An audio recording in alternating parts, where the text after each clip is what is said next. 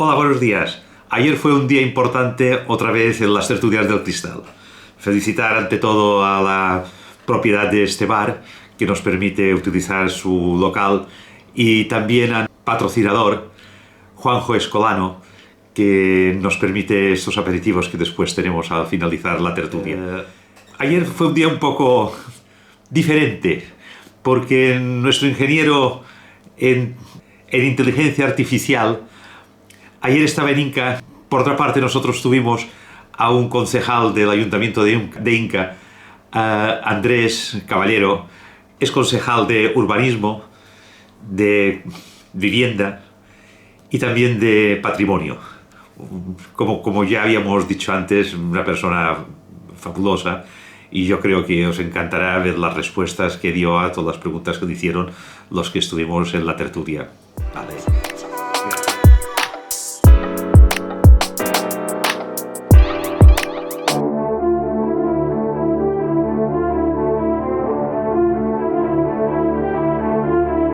Pues soy Andreu Caballero, soy concejal en el Ayuntamiento de Inca.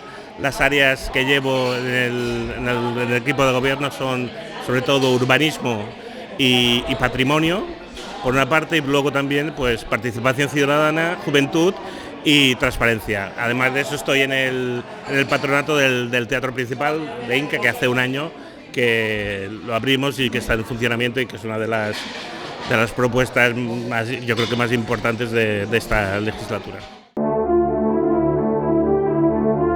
Hola, buenas tardes a todos y en particular a Andreu, buenas tardes. Soy Manuel García Pelayo, soy de profesión arquitecto y estoy bastante involucrado con el tema de la vivienda. Entonces me gustaría lanzarte una preguntilla, una pregunta constructiva, a ver si me podías ayudar. Mira, yo pienso que la vivienda es una necesidad. O sea, partimos que la vivienda es una necesidad y sobre todo para la gente joven, digamos, es fundamental hoy día hacer asequible una oferta de vivienda a la que puedan acceder, ya que está muy complicado el mercado de la vivienda. Entonces, dicho esto, mi pregunta sencilla es, ¿el Ayuntamiento de Inca, en el cual trabajas, tiene disponibilidad de suelo urbano para poder promocionar, digamos, vivienda para la gente joven?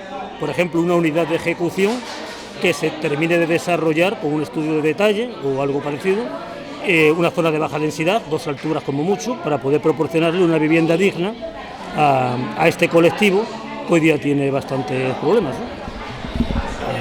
Muy bien, pues bueno, primero de todo, es que antes lo he dicho, estoy encantado de estar aquí en esta tertulia, contento por la compañía y bueno, y un poco nervioso porque es la primera vez, pero seguro que podremos venir más veces. Luego, referente a la pregunta, yo creo que es una de las cuestiones claves de este momento, el tema del acceso a la vivienda. Yo creo que es uno de los grandes retos que tiene la administración pública en todos los niveles, a nivel de Europa, Estado, autonómica y también, en nuestro caso, la administración municipal. Nosotros lo que hacemos con el suelo disponible es enseguida ponerlo a disposición del IBABI, que es el que tiene competencia y está haciendo promociones. De hecho, este mismo año se ha acabado una promoción de 54 pisos en Inca y ya se está construyendo otra promoción de 11 viviendas, todas en régimen de alquiler, y estas 11 además nosotros propusimos al IBABI que fuera especialmente para jóvenes, porque son los que también tienen una seria dificultad, ¿no? Dificultad para el acceso a la vivienda. Evidentemente nosotros cada vez que tenemos suelo disponible no nos quema en las manos, enseguida lo pasamos porque pensamos que tiene que estar siempre a disposición de hacerlo. Además hemos hecho otra cosa, que es que teníamos algunos pisos, algunas casas en propiedad municipal por el tema a veces que no las dejaban cedidas por la residencia que teníamos o algunas cosas, y estas las hemos puesto y las estamos poniendo también a disposición de las entidades que se dedican a lo mejor a facilitar el acceso a la vivienda en unos colectivos muy concretos.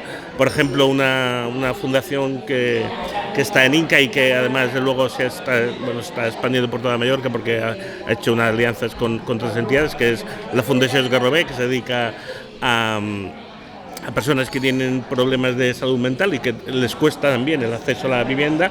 Pues también hemos puesto en las viviendas que tenemos disponibles para el ayuntamiento para que ellos las gestionen. Eso es otra cosa.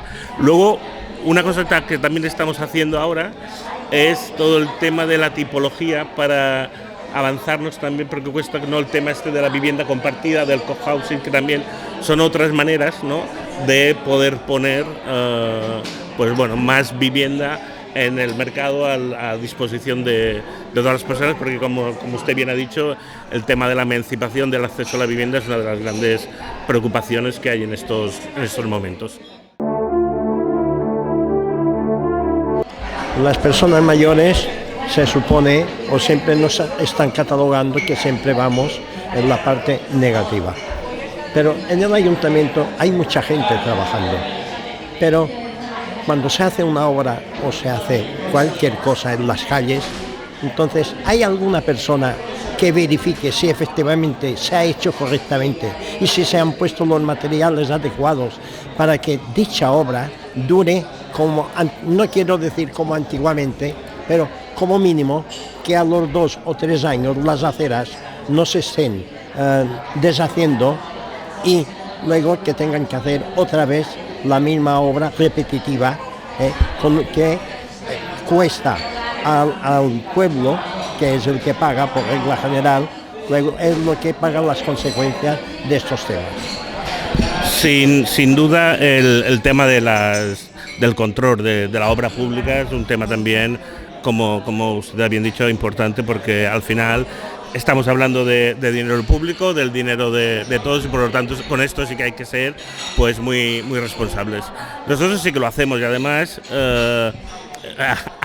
nos ha costado alguna crítica en algún caso, porque le pongo un ejemplo.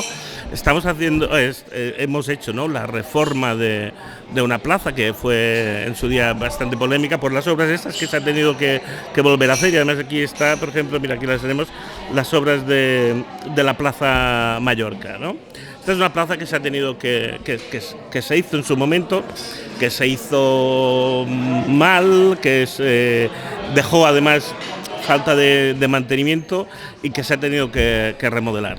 Bueno, pues durante estas obras de remodelación ha habido un problema, sigue habiendo un problema, ya es estructural, ya es antiguo y bien antiguo, que es un tema de goteras y bueno, pues a pesar de que las obras ya se habían terminado, nuestros técnicos, además de urbanismo, que han estado muy encima, no firmaban el final de obras hasta que no se resolvieran todas y cada una, ¿no?, de estos desperfectos que ha habido, y esto ha hecho que al final se alargara, parecía que la obra no se terminaba nunca, la obra estaba finalizada, pero quedaban esos pequeños detalles que no queríamos correr. Siempre hemos dicho, nosotros no queremos correr, porque a veces dices, hay que correr porque hay que inaugurarla. No, las obras hay que hacerlas bien, en su tiempo, porque no hay que perjudicar tampoco a los vecinos. Sabemos que una obra siempre causa algunas molestias y no hay que alargarlas innecesariamente, pero hay que estar encima y terminarlas bien. Lo importante siempre es que se terminen bien y que luego pues duren, ¿no?, en el tiempo, no como antiguamente, porque la verdad es que parece ser, ¿no?, que ahora nada dura como antes, pero ni las obras, ni los teléfonos, ni las televisiones, ni los coches, nada dura tanto como antes, pero sí que por lo menos que se haga bien y con todas las garantías, eso seguro. Leí una noticia en prensa de un vecino de Inca que decía que le expropiabais por un precio ridículo para hacer no sé qué, y bueno, os ponía a caldo, hizo propaganda en la calle y yo lo leí en la prensa local. Bueno, relativo a esta pregunta, la cuestión es que a veces, ¿no?, primero el particular puede decir lo que quiera, lo que se le antoje en redes, y a veces pues la administración tiene que ser más más delicada, tener más cuidado con la información. Es decir, yo le podría contar realmente, ¿no?, lo que pasa en este caso. Lo que pasa es que, claro, esta información pues no es cierta. Primero de todo, no solo en esta expropiación, sino en cualquier expropiación. Primero de todo, hay una valoración técnica. Es decir, el arquitecto municipal hace una valoración de cualquier cosa. En este caso, de este edificio. Al final era un solar porque el edificio no era un edificio, era un bug, y además, bueno, tenía otras cuestiones, ¿no? Pero bueno, primero de todo, el arquitecto municipal hace una valoración, y esta valoración es la que se le hace llegar al particular. El particular puede aceptarla o no aceptarla. Si esa cree que no es la adecuada, entonces tiene un tiempo para hacer alegaciones y justificar diciendo, bueno, este precio no es el que yo considero porque yo creo que vale más por esto y por esto, tiene que alegarlo, ¿no? Si eso no es suficiente, luego se puede ir al juste preu, ¿no?, al precio justo, que es donde es una parte imparcial, donde cada uno dice, yo creo que esto vale 10, él dice que vale 20, y entonces esta persona en el juste preu dice, no, pues vale 10, vale 15, etcétera, ¿no? Nosotros lo que hacemos es, si nosotros consideramos que vale 10, pagamos esos 10, y si luego en el juste preu nos dicen, no, eran 20, pagamos los 20. Y luego, si además este no está conforme, puede ir a la justicia ordinaria, un contencioso administrativo, y si el juez dice que no son 10, que son 40, se le paga 40. Lo que no se hace en ningún caso es pagar menos de 10, porque es lo que nosotros ya hemos hecho la valoración, ¿no? Por lo tanto, en este caso no hay ninguna intervención política en ningún caso, es un técnico que hace la valoración con sus criterios. Evidentemente, siempre uno cree que lo que tiene vale más de lo que le puedan ofrecer, y en este caso es un proceso que es muy garantista. Al final puede ir hasta la final un juez que diga, si esto vale 40, se le paga 40, se paga siempre así, ¿no? Lo que pasa es que, bueno, a veces es más fácil ir a las redes sociales, ¿vale?, a poner quejas, que no ir por el camino adecuado. Pero quiero decir que no hay en ningún sitio a nadie se le quita la casa, se hace una valoración, se le paga el precio que se valora, y si se considera la parte implicada que es más, pues tiene los caminos, puede hacer alegaciones en primero, luego puede ir al precio justo, y luego puede ir al tribunal al contencioso, y al final del proceso es un proceso que tiene muchas garantías. Bueno, dicen que en Mallorca ya no cabe más gente, que estamos al completo y que incluso sobramos. Cada persona ocupa un espacio habitacional, y está claro que son casas, son edificios que cada vez hay más. ¿Es esto cierto? ¿Ya no cabemos más?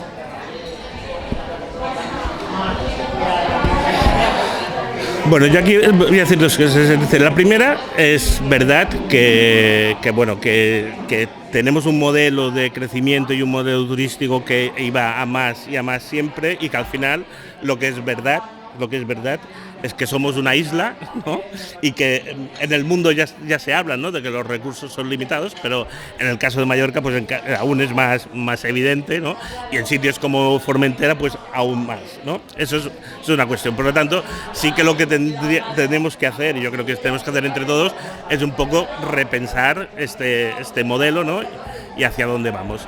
Luego, por el tema de la vivienda, yo creo que hay una parte también que tendríamos que ir pensando. Es verdad que hacen falta más viviendas, pero también es verdad que tenemos muchas viviendas vacías, y por lo tanto tenemos que combinar los dos problemas que tenemos. Uno es el problema que ya hemos comentado antes del acceso a la vivienda, y el otro el de viviendas que en muchos casos no están en condiciones para ser habitables, que necesitan una restauración, una reforma, y que a veces, ¿no?, pues también habría que ayudar a poder que el propietario pueda, ¿no?, rehabilitar estas casas, ponerlas también en el mercado de la vivienda para que se puedan pues vender o alquilar, porque también es verdad que algunas veces no estamos hablando en algunos casos de sobrepoblación en muchos sitios, pero también estamos hablando de despoblación en otros, ¿no? Y a lo mejor lo que tenemos que hacer es repartir un poquito más las cosas y compensarlo. ¿En qué asociaciones trabaja o colabora el Ayuntamiento de Inca y Como? Ya está. Bien. Bueno, pues esta pregunta además me gusta porque la respuesta rápida es con todas.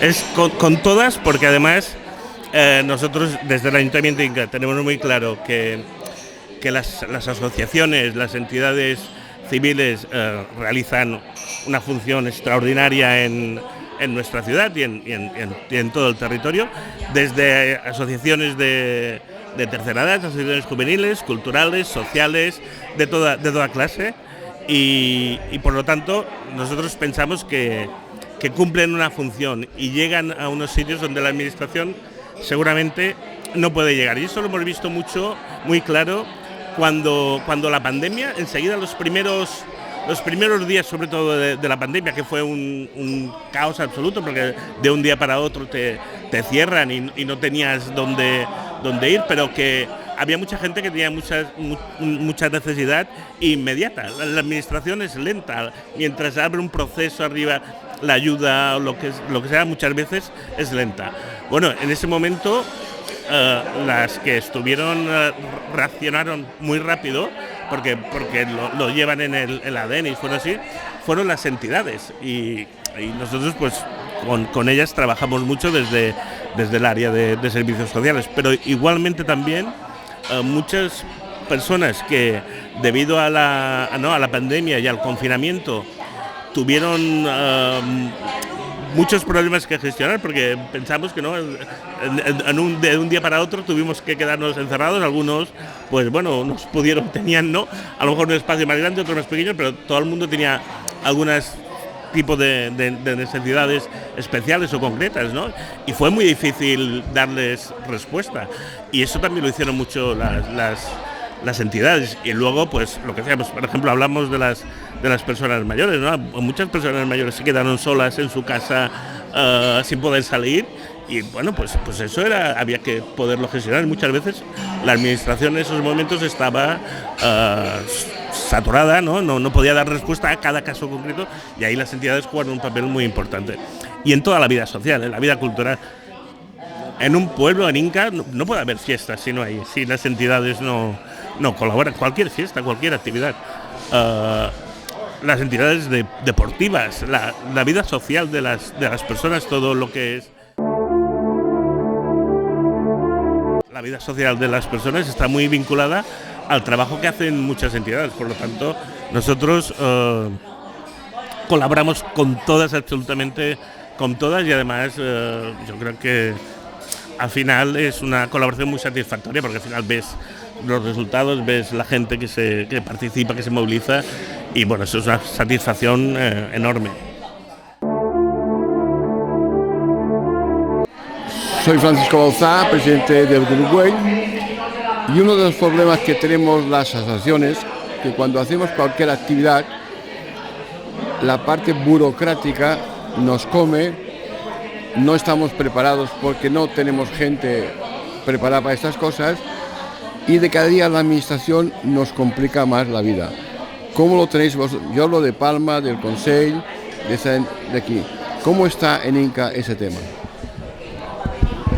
Pues es verdad que la administración a veces hay un exceso de burocratización y es verdad que hay una diferencia, ¿no?, entre las entidades que tienen una estructura, digamos, profesional, pues que tienen un gerente profesional, administrativos, etcétera, etcétera, ¿no?, que tienen un funcionamiento que en muchos casos pues son incluso lo que se llaman, ¿no?, empresas del tercer sector, que estos los tienen más fácil porque están más acostumbrados a hacer todas estas tramitaciones burocráticas. Y luego pues es verdad que haya otros tipos de asociaciones que lo que les interesa realmente es hacer su actividad, ¿no? Es hacer el objeto de su, ¿no?, a lo que se dedican, y no pues a todo este papeleo, ¿no? Que a veces es muy complicado. Nosotros en Inca lo que resolvemos al final es con proximidad, es decir, con trato personal. Al final, pues mis compañeras y compañeros de equipo de gobierno, pero también bueno, en mi caso de participación ciudadana y de juventud, pero también los de, ¿no?, la concejal de servicios sociales o de deportes, lo que hacemos es ayudar nosotros con este papeleo que realmente hay veces que es bastante complicado, pero intentar primero de todo simplificar al máximo las convocatorias. Nosotros empezamos en el primer año que gestionamos las subvenciones a entidades sociales a simplificar, a no pedir más documentación de la necesaria. Es decir, si ya tienes, ¿no?, una documentación, ¿para qué pedir más? ¿Para qué pedirlas 2 veces? Si cada año se presentan las mismas asociaciones, ya ¿para qué volverles a pedir otra vez toda la documentación? Es verdad que a la hora de justificarlas, ¿no?, de justificar los gastos y el dinero, hay que tener en cuenta, sí, que es dinero público y por tanto hay que fiscalizarlo y hay que haber un control y hay mecanismos de control y esto tiene que estar, ¿no? Pero sí que toda la burocracia que se pueda simplificar, toda la ayuda que se pueda dar, hay que también intentar, ¿no?, hacerlo fácil, porque al final el dinero que reciben las entidades, las asociaciones, es un dinero que está muy bien invertido, porque al final yo creo que la inmensa mayoría miran por el céntimo y todos los objetivos que tienen el objeto de las asociaciones son bien común, ¿no? Hacen cosas para todo el mundo o para colectivos concretos, pero que son muy necesarios, ¿no? Y yo creo que hay que ayudarlas al máximo. Es que el problema es que muchas asociaciones dejamos de hacer actividades por culpa del problema burocrático. Y esto, ¿qué pasa? Que la administración no llega donde llegamos nosotros, que la mayoría somos gente voluntaria. Normalmente de cada día son más jubilados los que hacemos el trabajo y esto es decir, una fiesta, una barriada, pues tienes que presentar 40 papeles, 400, lo que sea. Y el gran problema que tenemos es que no sabemos hasta el final si este dinero viene o no viene. Nos falta una seguridad en las asociaciones si un dinero que te dicen que puedes conseguir te viene o te viene. Yo digo, eso cierra que muchas asociaciones dejemos de hacer actividades por este problema tan grave y que estas actividades son buenas porque, como he dicho antes, es unas actividades cara a las personas mayores, jóvenes, donde la gente que por desgracia de cada día estamos más aislados, se reúnan como verbenas, como torradas y estas cositas unen a la gente. Es así y además yo aún diría un poco más, que nos hemos encontrado en este caso justo de lo que comentábamos antes de la pandemia. Con la pandemia se tuvieron que parar todas las actividades. Todas las actividades, en algunos casos hubo unas entidades las que daban unos servicios concretos que se vieron duplicadas, porque si atendían a 100 personas, con la pandemia tuvieron que atender a 200 más, pero otro tipo de entidades, las que se dedicaban más al tiempo libre, al ocio, a la cultura, etcétera, claro, al deporte, tuvieron que parar la actividad en seco, se dejaron de hacer fiestas populares, se dejaron de hacer marchas, se dejaron de hacer bailes, se dejaron de hacer toda la actividad se paró, ¿no? Esto también ha hecho que muchas entidades se resientan, porque al final se paró la dinámica y también se paró algunas fuentes de ingreso. A veces hacías una fiesta y bueno, siempre tenías algún ingreso o hacías alguna rifa o alguna actividad y tenías aquel ingreso, que esto desapareció. A la hora de volver a arrancar ha costado muchísimo. Ha costado muchísimo porque después del parón ha costado más, ¿no? Y nosotros nos vimos, por ejemplo, en el caso de las asociaciones vecinales, pues costó mucho que la asociación por ella sola pudiera volver a arrancar a poner las fiestas de las barriadas. Bueno, pues, ¿qué hicimos? Colaborar, ser partícipes acompañar a las entidades. Es decir, bueno, los gastos ya los asumimos nosotros directamente, no hagamos lo que teníamos, no hagamos la subvención que teníamos, porque teníais que adelantar el dinero, que este dinero ahora no lo tenéis, porque como se ha parado la actividad, también se ha resentido. A veces nos pasa también, por ejemplo, con las entidades juveniles, quieren hacer cosas, pero tienen que adelantar el dinero. A los jóvenes no les pidas que te adelanten el dinero porque no lo tienen. Por lo tanto, aquí sí que dices, bueno, pues plantear la actividad que queráis, nosotros asumimos directamente el gasto y luego pues vosotros organizáis, participáis y nosotros os acompañamos. Al final hay que buscar fórmulas porque si no, no salen las cosas adelante. Nosotros siempre decimos que lo importante es que las cosas se puedan hacer, que las entidades hacen su trabajo y siempre buscamos fórmulas para que puedan salir adelante. Y es verdad que en estos años, ¿no?, en estos años de después de la pandemia, pues más aún, porque ha habido la crisis, también ha afectado a las organizaciones, ha afectado a las asociaciones y bueno, pues la administración tiene que estar para ayudar. Si no, o sea, es su función, es nuestro trabajo. Estamos para eso, ¿no? Bueno, y ahora una pregunta para lucirte.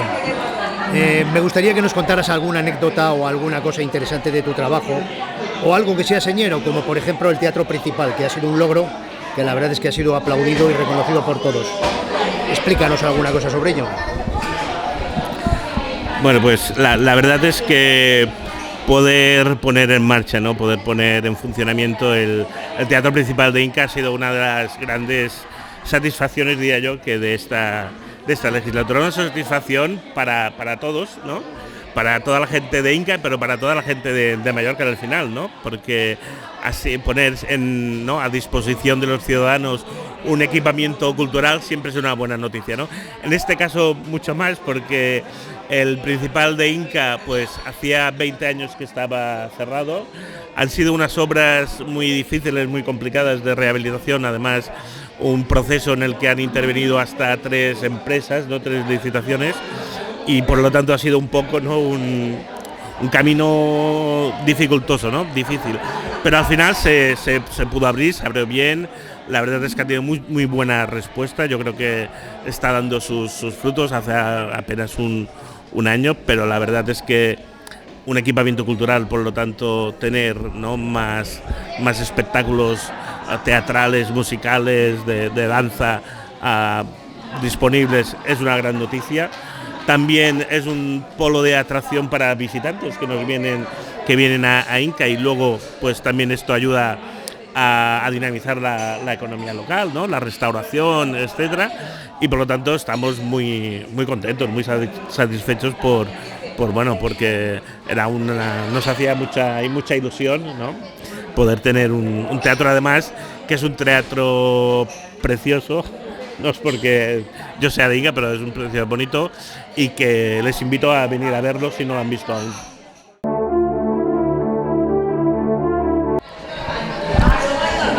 Bueno, a ver si nos puedes explicar por qué el ayuntamiento que representas es el de mayor transparencia de toda la isla o de parte de España también.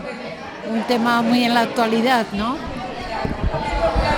Bueno, al final siempre decimos lo mismo, ¿no?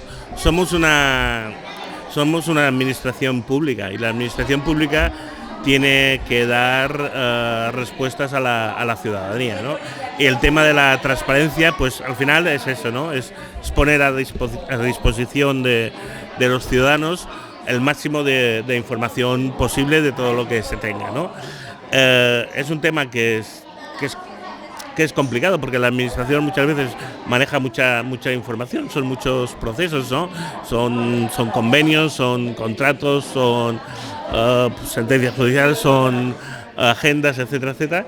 Pero bueno, la cuestión es tener la voluntad de hacerlo, intentar, ¿no?, estar al día, actualizar siempre toda la información posible y bueno, luego tener la ayuda y la complicidad de todo el ayuntamiento, porque al final la transparencia implica a todas las áreas municipales, implica a todos los grupos, implica a todo el mundo y por lo tanto si todos reman en ese sentido, pues al final es cuando puedes conseguir, ¿no?, pues esto, ¿no?, tener unos niveles de transparencia aceptables, ¿no?